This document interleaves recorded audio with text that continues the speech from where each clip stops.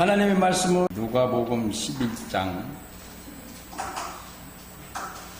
7장 11절부터 17절 말씀까지, 누가복음 7장 11절부터 17절 말씀까지, 7장은 같은 7장인데 저 뒤에 있는 걸 앞으로, 그 뒤에 있는 거를 하면 이 앞에 거를 먼저 하고 해야 될 것 같아요. 자, 우리 11절을 교독하도록 하겠습니다. 그 후에 예수께서 나인이란 성으로 가실새 제자와 허다한 무리가 동행하더니 성문이 가까이 오실 때에 사람들이 죽은 자를 메어 나오니 이는 그 어미의 독자요 어미는 과부라. 그 성에 많은 사람도 그와 함께 나오거늘 주께서 과부를 보시고 불쌍히 여기사 울지 말라 하시고 가까이 오사 그 관에 손을 대시니 맨 자들이 서는지라. 예수께서 가라사대 청년아 내가 네게 말하노니 일어나라 하시매 죽었던 자가 일어 앉고 말도 하거늘 예수께서 그를 어미에게 주신대 모든 사람이 두려워하며 하나님께 영광을 돌려 가로되 큰 선지자가 우리 가운데 일어나셨다 하고 또 하나님께서 자기 백성을 돌아보셨다 하더라. 다같이 예수께 대한 이 소문이 온 유대와 사방에 두루 퍼지니라. 아멘. 하나님은 전지전능하신 하나님이십니다. 그래서 하나님이 하시는 모든 일들은 다 옳은 일이시고 또 진리만 역사하시는, 그가 하시는 모든 일들이 다 진리이십니다. 다 옳다라는 하는 말씀이죠. 이렇게 그 하나님이, 전지전능하신 하나님이 우리 인류를 사랑하시는데 참 지극히 사랑하시는 것을 우리는 알 수가 있습니다. 오늘 이 본문 말씀은 하나님이 어떠하신 하나님이시다라고 하는 것을 그 무리들과 그 따르는 모든 무리들과 오늘 여러분과 나에게도 하시는 말씀이십니다. 그래서 하나님은 전지전능하시면서 주인이시다라고 하는 것을 잘 알려주는 말씀인데, 그게 뭐의 주인이냐? 그 모든 만물의 주인이시기는 하지만 오늘 이 본문 말씀에서는 생명의 주인이시다. 우리의 생명을 만드신, 창조하신 그런 주인이시다라고 하는 것을 이렇게 보여주는 그런 말씀이십니다. 예수께서 이 오늘 본문 말씀인 한 청년 과부의 독자가 죽었는데 그 독자를 살려내시는 이 사건 이전에 이 7장 1절부터 10절의 말씀에는 백부장 얘기가 나옵니다. 이게 백부장은, 이 사람은 이방인입니다. 로마인으로서 군인이고 100명의 군사를 거느린 로마 군인 장교입니다.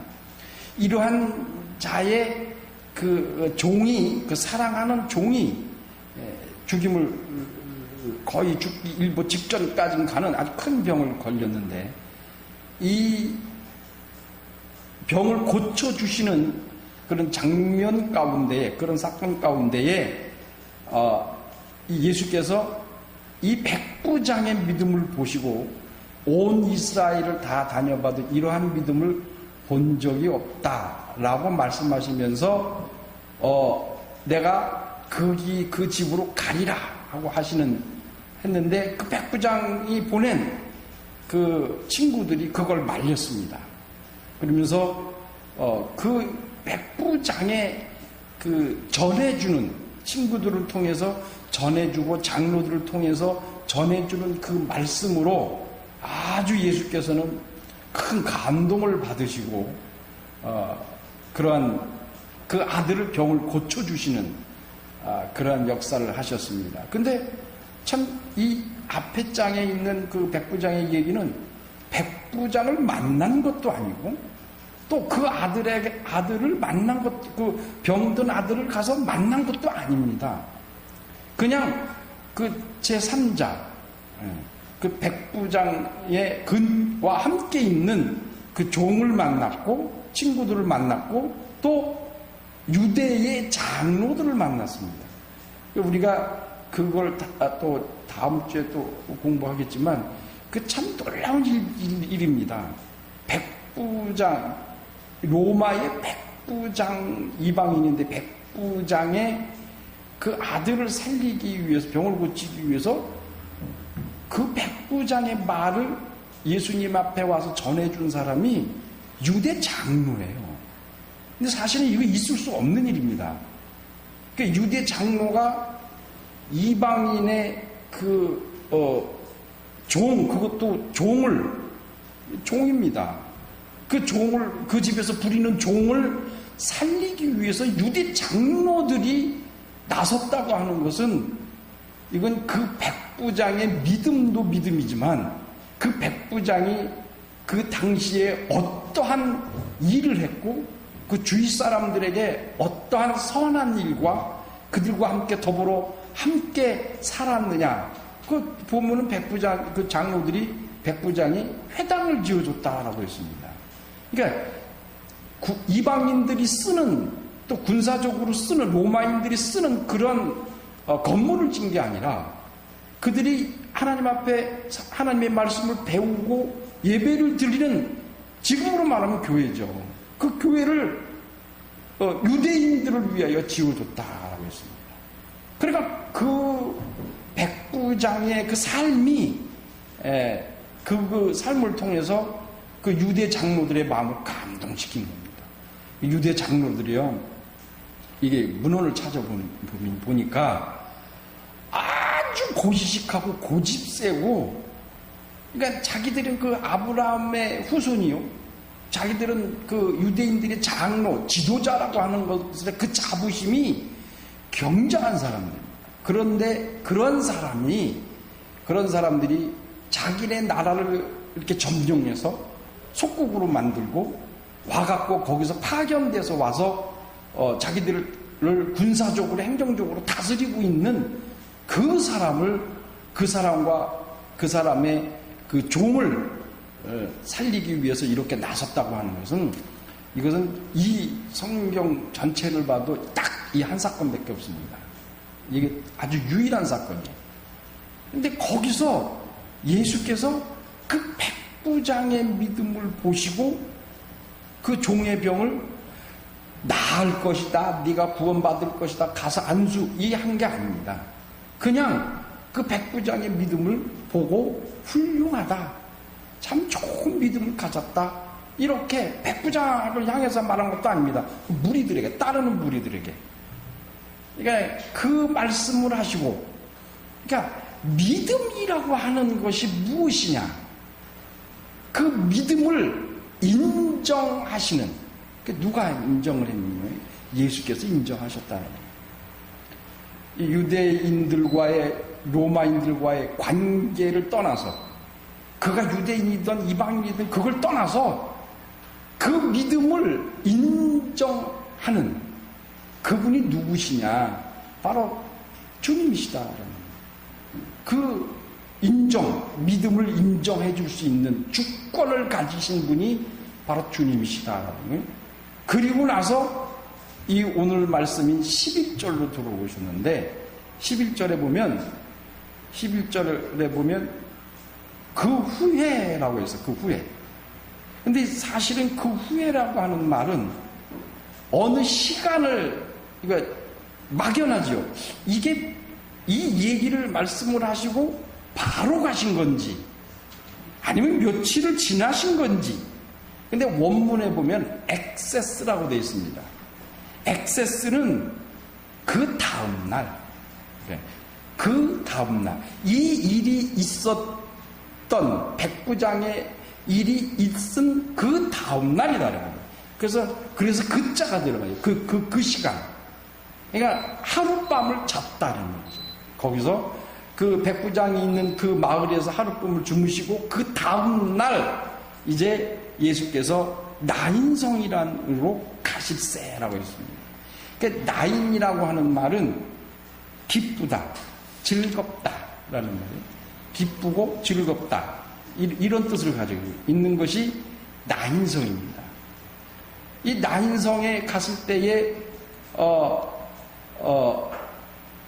한 과부의 그 아들 독자가 죽었습니다.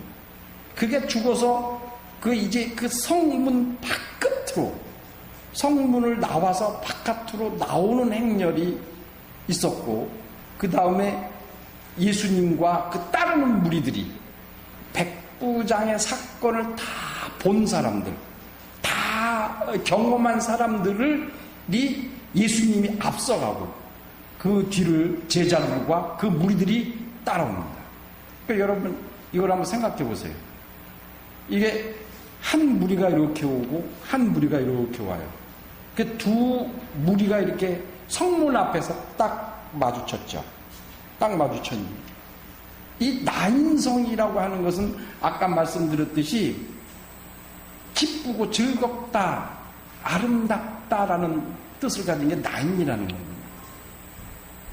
거기서 사람의 아들이 죽었습니다.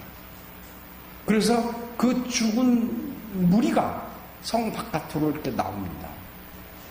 이 그림을 잘 생각해 보면 어떠한 동산이 하나 생각나죠. 예? 죽음으로 인해서 거기서 빠져나오는 그리고 그 성이 좋고 아름답고 기쁘고 즐거운 성이라고 했죠. 하나님이 인류에게 만들어주신 아름다운 그리고 그 성을 만드시고 좋았더라 기쁘고 즐겁은 표현을 하신 성이 그 동산이 어느 동산이에요? 에덴 동산이에요. 근데 그 에덴 동산에서 죄를 지음으로 그 죄로 인해서 인간이 죽임을 당했습니다. 그리고 거기서 쫓겨나옵니다. 거기서 그 에덴 동산에서 이제 쫓겨나와서 세상으로 나왔어요. 그런 것처럼 지금 이 우리 나인성에서 죽음의 행렬이 나옵니다. 하나님 그 기쁘고 즐거운 그 성에서 이렇게 죽음이 이렇게 행렬이 나옵니다. 그리고 이제 백부장의 그 사건을 그 아들을 종을 살려주신 병을 고쳐주신 그 무리가 또 이렇게 옵니다. 근데 여기 뭐라고 표현되어 있냐면 그 후에 예수께서 나인성으로 가실세라고 했습니다. 그러니까 가셨다라는 얘기거든요. 이 말은 뭐냐면 이게 예수께서 이 나인성에 있는 이 죽음에 관여하시기 위해서 이 성으로 가신 겁니다. 그냥 우연히 지나가다가 죽음 행렬이 하나 이렇게 오는데 저거 뭐냐? 그러니까 저거 장례식입니다. 그러냐 한번 가볼까? 이러고 예수께서 작정하고 가셨다는 거예요. 그러니까 이 나인성의 이 과부, 이 여인에게 죽음 아들 독자가 죽음으로 인해서 슬퍼하고 가슴 아파하고 시리에 빠져있는 이 여인을 향하여 예수께서는 이 나인성으로 작정을 하고 가시는 겁니다. 하고 이렇게 가셔서 그 무리와, 그러니까 쉽게 얘기하면 죽음의 무리와 생명의 무리가 죽음과 생명이 이렇게 딱 맞는 거예요. 좌절과 번뇌와 고뇌와 그런 희망이 다 사라져버리고 이제는 살 희망이 없는 한 무리와 그리고 죽기 일보 직전인 그 백부장의 아들을 다시 살려내신, 생명을 주신, 희망을 주신, 소망을 주신 그 무리, 생명의 무리가 이렇게 딱 마주치고, 그러니까 하나는 죽음, 하나는 생명, 이것이 그 나인성 앞에서 딱 마주쳤어요. 그리고 예수께서 말씀하시기를, 이제 13절에 보면 주께서 과부를 보시고 불쌍히 여기사 울지 말라 하셨어요. 울지 말라. 왜 그러냐면 이 여인은 과부예요. 제가 몇 번을 말씀드렸지만 이스라엘에게 있어서 가장 힘드는 사람이 누구냐면 과부예요. 또 어린아이, 고아를 포함한 어린아이, 그리고 또 하나가 가난한 자입니다.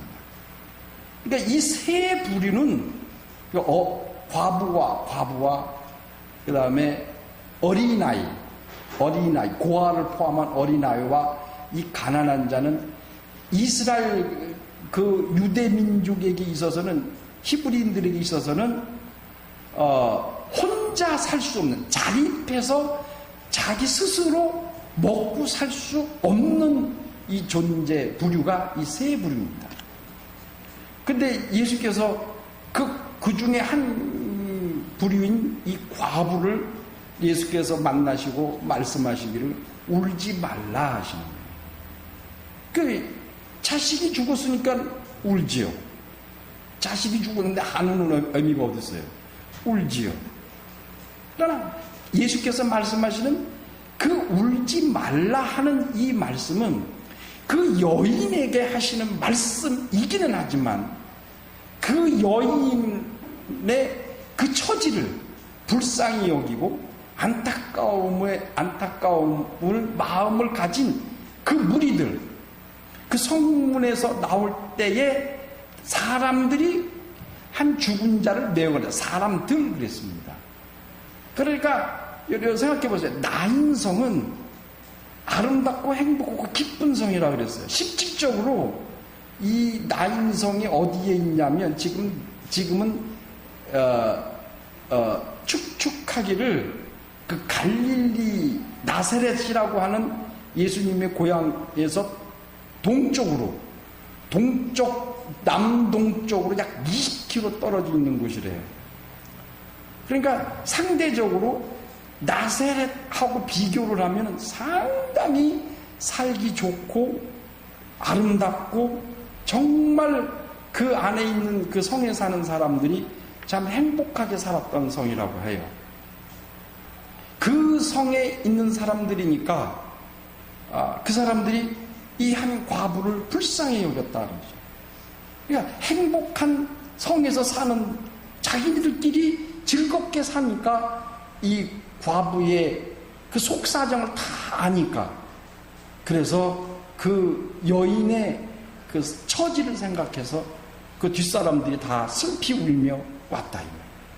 그러니까 예수께서 울지 말라 이 소리는 이 여인에게만 해당되는 게 아니라 그 나인성 전체에 해당되는 말씀이십니다. 울지 말라. 또 이 얘기는 오늘 우리에게도 동일하게 해당되는 말씀이십니다. 울지 말라. 울지 말라. 왜 울지 말라고 하셨는가? 14절에 가까이 오사 그 관에 손을 대시니, 그래서 이게 사실은 율법을 어긴 겁니다. 우리는 관을 이렇게 관 생각하면 이렇게 해갖고 뚜껑을 다 닫잖아요. 근데 이 히브리 사람은 뚜껑을 안 닫아요. 그대로 뚜껑이 없어요. 유대인들의 관은. 그래서 세마포로 이렇게 입히고 그 다음에 뚜껑을 열어놔고 얼굴만 이렇게 수건으로 가리고 있어요. 그러니까 나사로에게 나오라. 그러니까 나올 수 있는 거예요. 나올 수 있는 거예요. 뚜껑이 없으니까. 왜 없냐면 이제 무덤에 갔을 때는 우리나라 가면 탈상한다 그러죠. 이 충청도가 탈상을 해요. 아유, 나 그거 한 번 장례 한 번 치렀다가 아주 놀래갖고, 그냥 진짜 탈상 앉았더니 꺼내더라고, 시체를 안에서.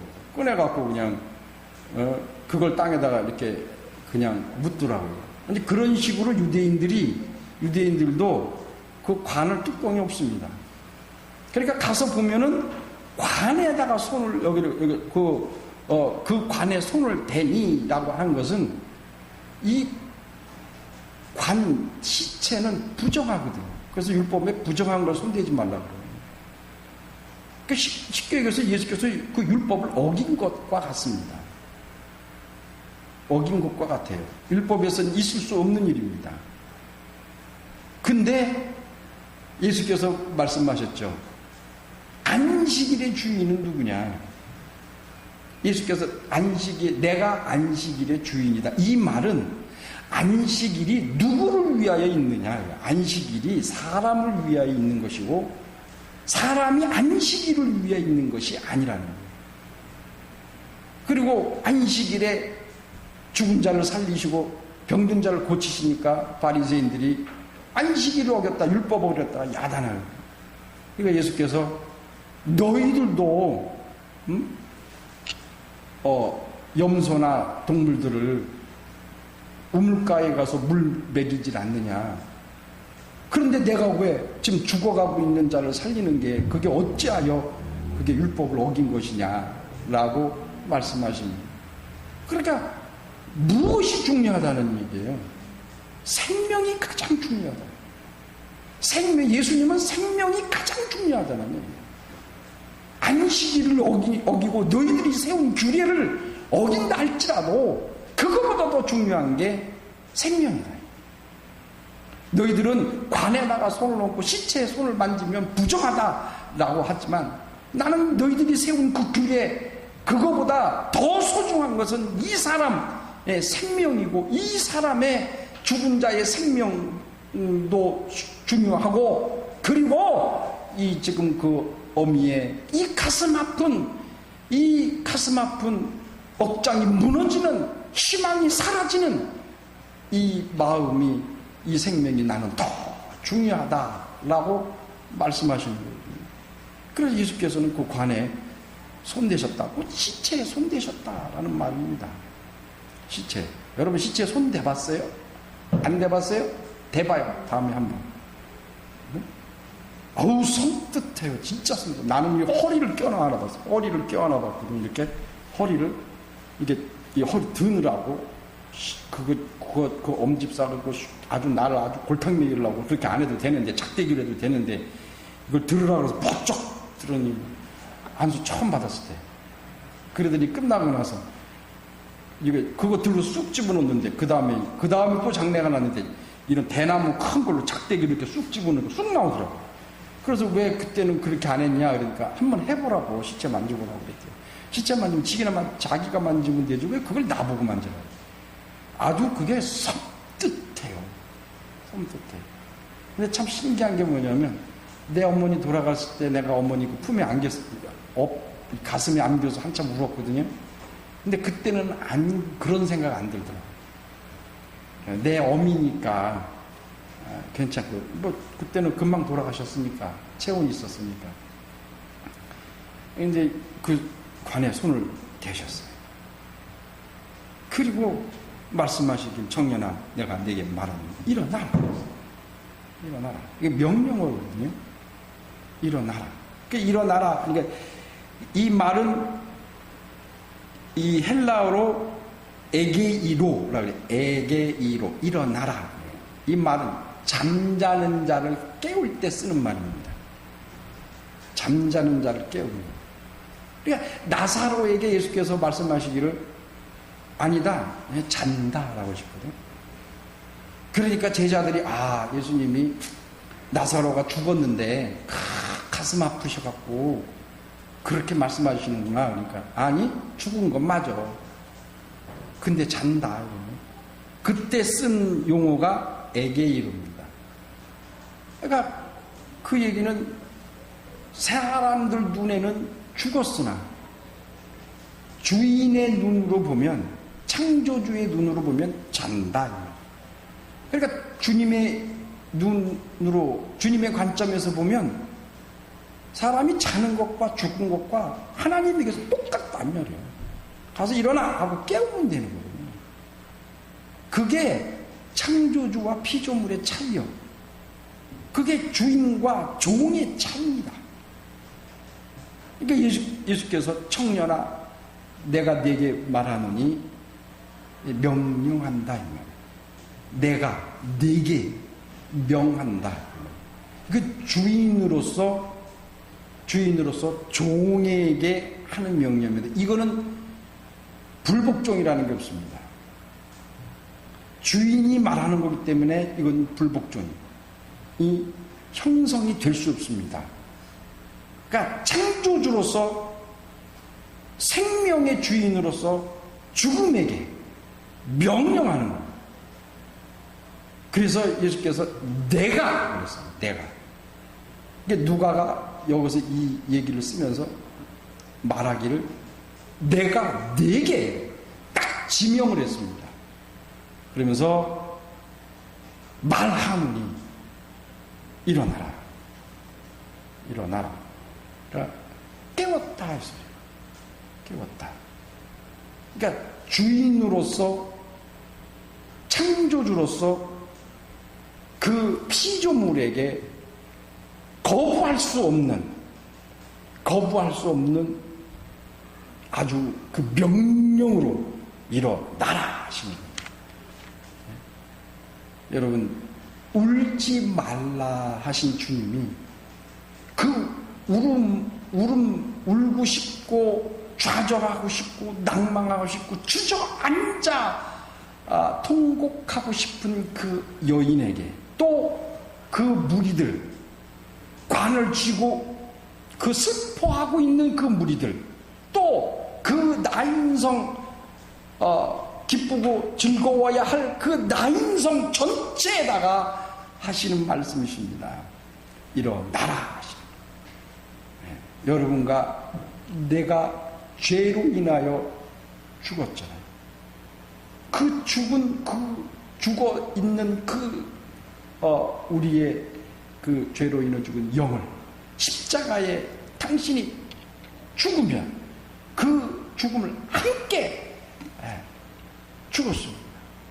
그리고 그가 다시 부활할 때 우리의 생명이 다시 그와 함께 부활하여 살아난 것처럼 오늘 우리에게도 이렇게 말씀을 하시는 겁니다. 울지 말라. 지금 네 앞에 또 네 안에 네 생명의 주인, 네 삶의 주인, 네 영혼의 주인인 주님이 여기 계시다라는 거예요. 누가복음 5장 8절과 12절, 6장 46절, 7장 6절에 보면 누가는 두 가지를 겸해서 씁니다. 오늘 이 말씀에도 그렇게 되어 있지만 주님이란 말을 쓰기도 하고 예수님이라고 하는 말도 씁니다. 근데 오늘 이 말씀에 보면 11절에 보면 그 후에 예수께서 그랬어요. 근데 13절에 보면 주께서 그랬어요.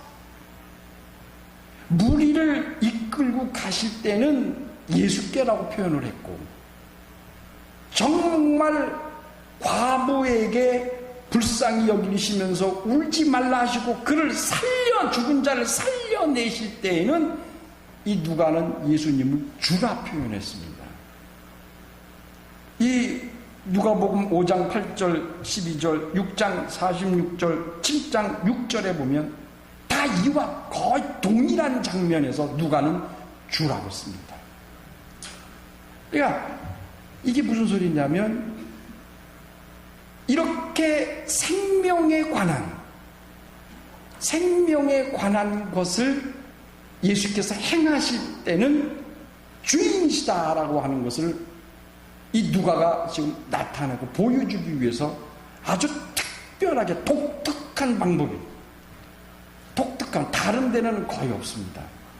그러니까 독특한 방법으로 이 주라고 하는 이 말을 사용했거든요.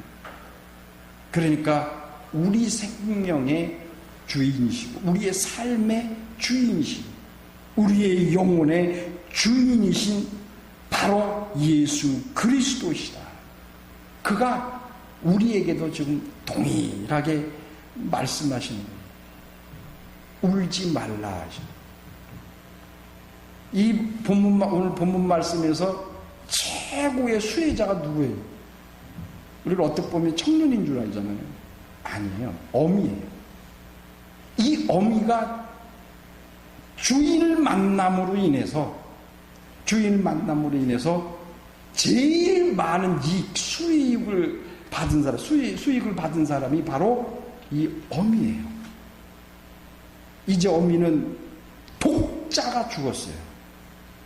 그러니 이제 희망이 없어요. 또 희망이 없는 것뿐만 아니라 아마 이 어미는 장례를 치른 다음에 내가 이 세상을 왜 살았냐 자포자기하고 따라 죽었을는지도 모릅니다. 그랬을는지 그 당시 사회가 그래요. 그러니까 이 여인에게는 삶의 기대가 없어요. 소망이 없어요. 손뜻만침도 없어요. 아마 이 어미는 그 아들의 관을 앞세워 걸어가면서 속으로 그러는지 몰라요. 내가 이 아이들을 잘 장례를 치르고 아들아 내가 이제 곧 금방 뒤따라갈 테니 기다리라 하고 그 마음 가졌을는지 몰라요. 그런 어미에게 삶의 희망을, 소망을, 그 살 수 있는 힘을 이 어미에게 주신 겁니다. 이 어미는 이제 그것을 받았어요. 소망과 희망을 받았어요. 그 예수께서 뭐라고 그랬어요? 예수께서 뭐라고 그러셨냐면 15절에 죽었던 자가 일어나 앉고 말도 하거늘, 이 말은 이게 기절했다가 살아난 게 아니고 이것은 완전히 그 사람이 살았다. 이 청년이 죽었다고 하는 그 증인이 누구예요? 어미를 비롯한 나인성의 모든 사람들이 이 사람은 완전히 죽었다고 하는 것을 인정하는 증인이거든요. 그럼 그가 살아났다는 걸 어떻게 알 수 있냐? 앉았다 그러고 말을 했다라고 했어요. 그리고 여러분 잘 이 성경 말씀에 죽은 자가 베드로도 그렇고 바울도 그렇고 죽은 자가 살아났을 때는 반드시 무언가 해요. 죽었다가 살아나면 먹을 것을 줘라. 다 걸어서 다니게 하라. 이렇게 얘기를 해요. 근데 베드로도 그 열왕기 상의 말씀을 보면 엘리야가 그 과부를 살리죠. 그 과부의 아들, 그 아들이 병이 걸려 죽습니다. 그래서 엘리야가 가서 그 아들의 시체에 3번을 이렇게 엎드렸다 일어나서 3번 만에 기도하면서 하나님 이 아이를 살려달라고 해서 하나님이 그 혼을 다시 집어넣어 줌으로 그 아이가 살았다 그랬어요. 그때 엘리야가 다락에서 내려오면서 그 여인에게 주었다 그래서 주었다. 근데 그 열왕기상에 나오는 엘리야의 얘기와 오늘 이 얘기하고 거의 비슷해요. 상황이 비슷해요. 그 여인도 성 앞에서 만났거든요. 엘리야가. 오늘도 예수께서도 이 난성 앞에서 만나고. 그리고 그 여인의 엘리야가 살린 그 여인의 아들도 독자예요. 오늘 이 아이도 독자예요. 그러니까 이 독자 그러면 우리는 퍼뜩 떠오르는 게 있잖아요. 하나님의 아들 독자. 그 독자를 엘리야를 통해서 살리시고, 그리고 오늘은 이 본문 말씀에는 예수 그리스도 주인으로서 그 독자를 살리십니다.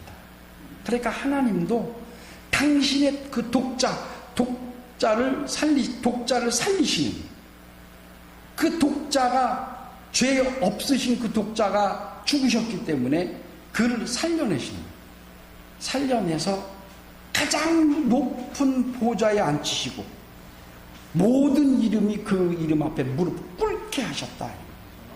그렇지는 것처럼 오늘 이 본문 말씀에도 독자를 살리시고 그 독자를 누구에게 줬나? 어미에게 주셨다라고 했어요. 주셨다.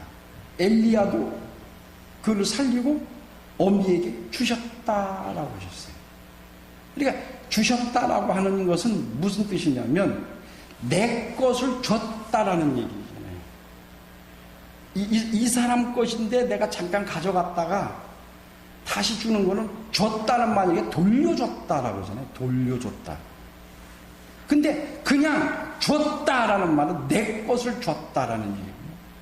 오늘 이 말씀은 예수께서 그 어미에게 주신대, 그게 줬다라는 거예요. 이건 이 청년의 그 생명은 주님의 것이다. 그래서 줬다라고 표현하는 거예요. 여러분, 우리의 생명 우리 거 아니라는 얘기예요. 누가는 지금 그걸 얘기하는 거예요. 나인성에 있는 이 모든 사람, 또 이 모든 인류의 모든 사람들의 생명은 다 주님 것이다라는 거예요. 주님 것. 쉽게 비교해서 이렇게 그냥 그래서 이제 살아났으니까 이제 도로 데리고 들어가 이렇게 말씀하시는데 할 수도 있는데, 그럼 아니면 내가 돌려줄게 이렇게 하실 수도 있는데, 그게 아니고 그냥 주셨다라고 했어요. 원문에 보면은 주신 내가 아니에요. 주셨다라고 그랬어요. 주셨다.